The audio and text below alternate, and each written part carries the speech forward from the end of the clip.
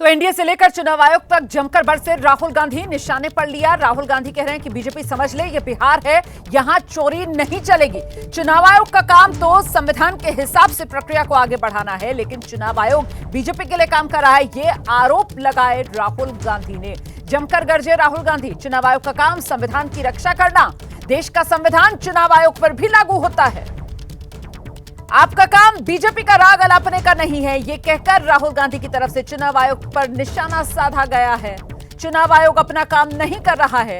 चुनाव आयोग के चुनाव में विपक्ष की भूमिका खत्म कर दी सरकार ने, और इसी वजह से चुनाव आयोग जो है राहुल गांधी के मुताबिक बीजेपी के इशारे पर काम कर रहा है। बीजेपी ने राहुल गांधी ने कड़ा प्रहार बीजेपी से लेकर चुनाव आयोग तक पर किया है।